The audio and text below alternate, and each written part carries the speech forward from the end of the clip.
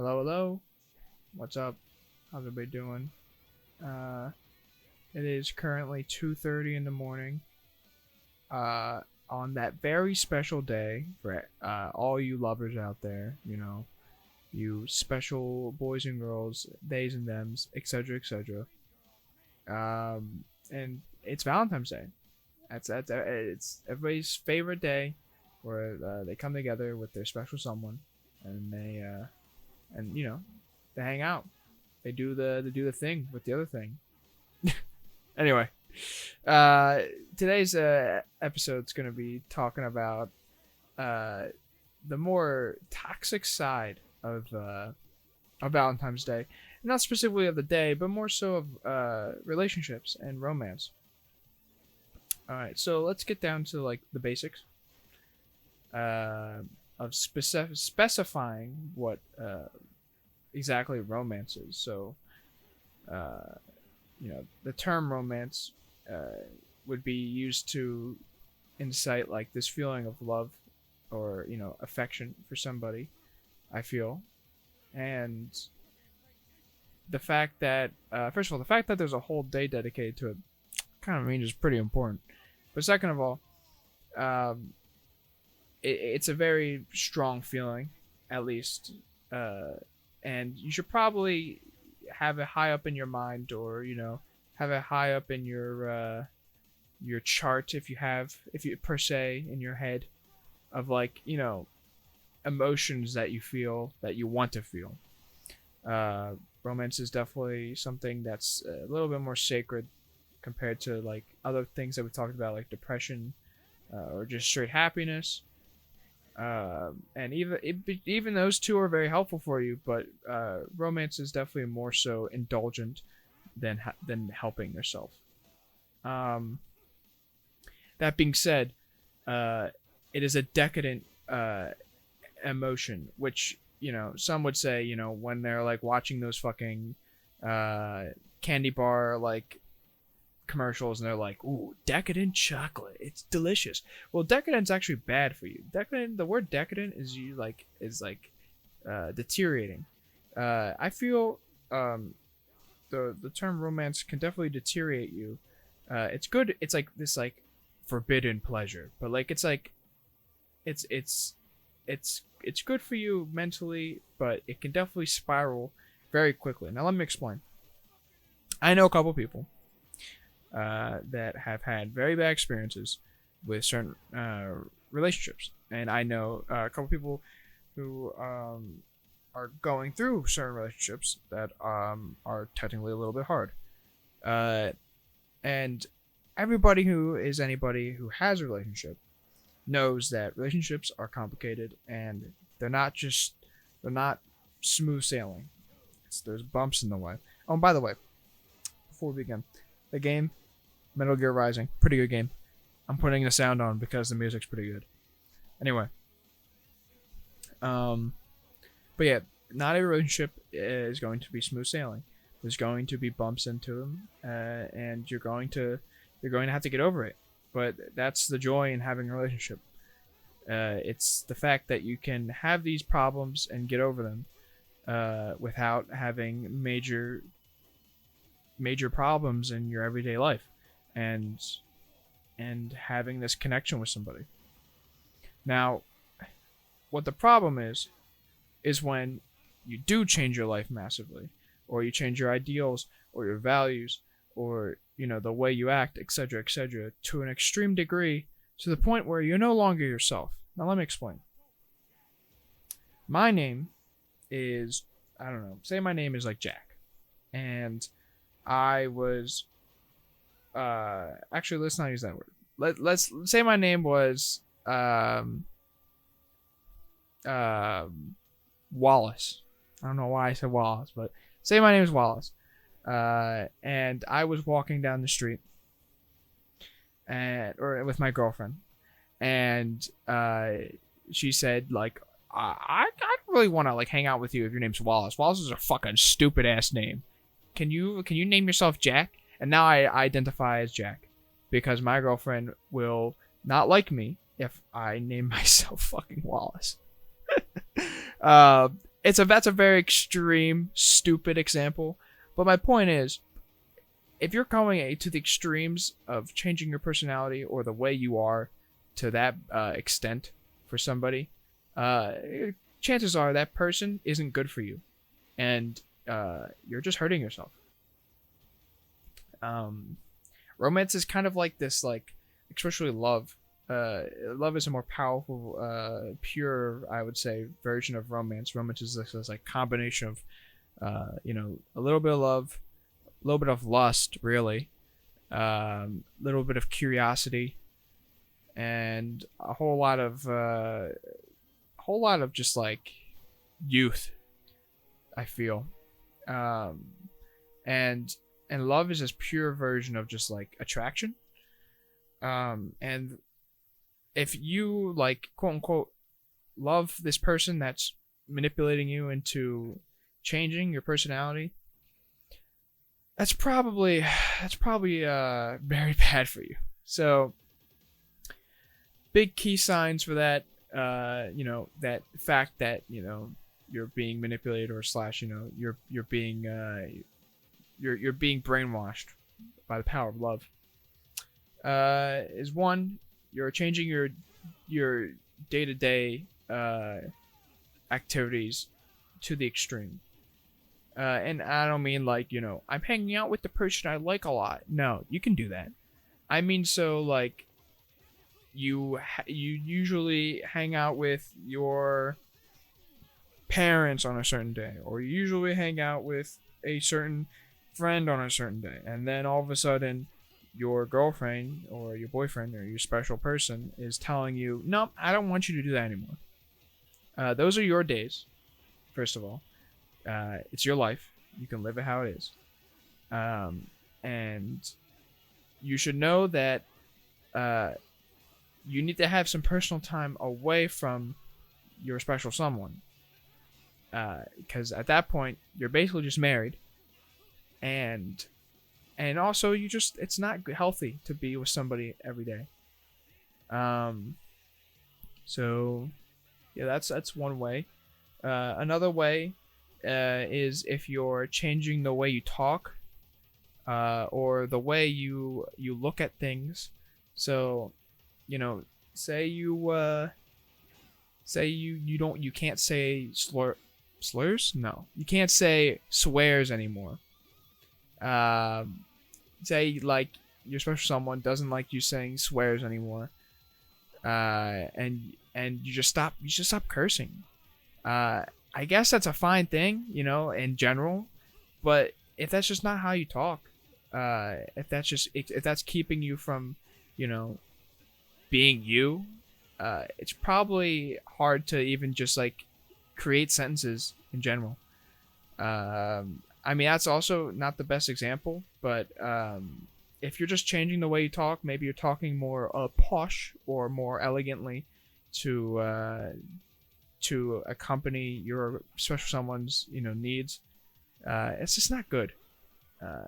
You will start to seem fake in the eyes of other people, and it's not good for your mental health.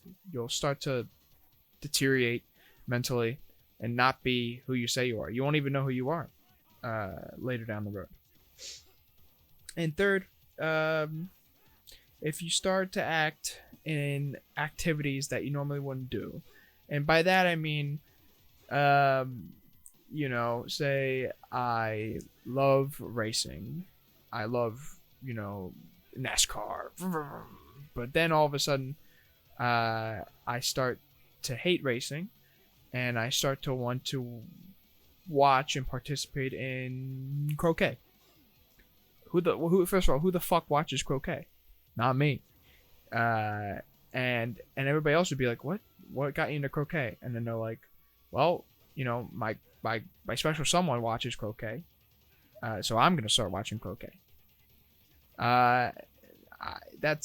It's not it's not entirely healthy to devote your life to be exactly like or similar to your partner, because in doing so you won't be yourself, and that doesn't make you, and like you're getting rid of your uniqueness. in a way. And even though we're not like, quote unquote all unique, we have different characteristics and likes. Uh, but that, I'm just saying, having different likes and wants in your life, not being the exact same person, is is very important to a healthy relationship. You don't want to be the same. You don't want to be the same people, like, doing the same things, having the same everything. It just won't work out in general. You want to have different wants and personalities and needs and feelings in general about certain things. Like, for example, if you go to an art museum and you look at a piece of art, and then you're like, one person's like, wow, this is fucking stupid. But then the other person's like, wow, no, this piece of art's like really interesting. I like this. I mean, granted, it's two opposite sides of the spectrum. But that's better than both you saying, wow, this is really dumb. This is both really dumb. We're the same person. Like, it's not entirely the best to be like the same person in a relationship. Okay, so those are the three signs, I guess. Let's go into more examples of toxic romance. So, like I said before, romance was a little bit of mix of both, or everything. So this can also be before you get into a relationship. Know the signs of whether you actually like this person in a romantic way, or that you're just lustful and you just want, someone's affection. You need to distinguish between, wow, this person's, personality, their looks, the activities they do, their wants, their desires. Wow, this is like really inspiring to me, or this affects me in a certain way. I want to be with this person. Between, wow, this is the only person I can get currently. I guess I'll get with them. Or, this is a person that wants me currently. I guess I'll get with. I got no one else to like get with. I'm not doing anything myself. There's a big difference between those, because one will lead to, most likely they will lead to a relationship, a good relationship, maybe a long one. The other one will lead to maybe a long one, but probably a very unhealthy. You'll drive your friends and your family away, most likely, because you're just like flinging. It feels like you're just flinging, and you're not really acting upon what you want to do. It's just like you're going with the breeze, and sometimes that's not the best.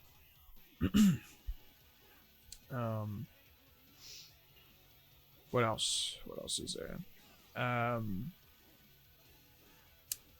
Yeah, it's gonna be hard at first to distinguish whether you actually like a person or not. Which is exactly why you shouldn't go up to like random people and be like, "Wow, you're so cool. Let's like get together." You should definitely have time with people before you get into a relationship. I think that's like, I think everybody knows that. But you should definitely think about it, think it over before you fucking just straight up ask like to get together. You should also, I feel like you should also, I mean, nowadays it's gonna be pretty hard, but you should also know what their habits are in real life as well, because it is kind of different between like online and offline. I feel like some people are more open online because they're behind like this virtual mask, but it's gonna be harder nowadays. So do however you want with that. And then there's, lastly, for everybody, including me, there's the acceptance of two things. One, for people who don't have a partner on this Valentine's Day or in general, know that it's okay to not have a partner. And maybe it's better because some people either can't handle these relationships or it's not the best for them at this moment. Maybe it's too much work for them and they already have a lot for them right now. Or maybe it's just not maybe they're not good in relationships and they have to learn how relationship etiquette. Maybe they need to learn how to like worry about other people. Um, Another thing, the other thing is for people out there who don't have a partner right now, know that it's fine to not have one, because you know people out there are living their lives and having these relationships, but you're also living your life. You're going through it. You're going through. Maybe you're not doing anything special. Maybe you're just sitting around home doing nothing, or maybe you're studying, doing the regular on this Valentine's Day. But know that like this is your life. You're living it the way you are, and you can just sometime in the future you will get there. You will get to the point where you will have a relationship, a healthy one, and it will happen. You just have to wait for your time, basically.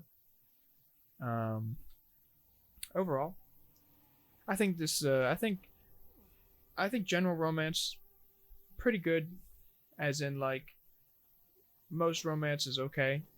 It's not too bad, not too toxic, not like too over the top. But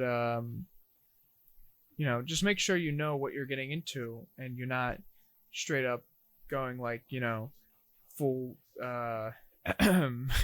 full how do I say this, uh straight full arousal mode, because you don't want to like be primal, ape brain, like ooh, pretty person, you know gonna hang out with this person. You want to like you do really want to know all aspects of the person that you're with, and then you want to know all aspects of how you are with that person, because not knowing either one, something could go terribly wrong, and your whole social life could crash and burn, and your mental life too. But yeah, I think I repeated myself enough. I tried to get a point across. I hope somebody learns something from this. And yeah, happy Valentine's Day. Stay safe. Don't get COVID, please. Be smart. And yeah, have a good one.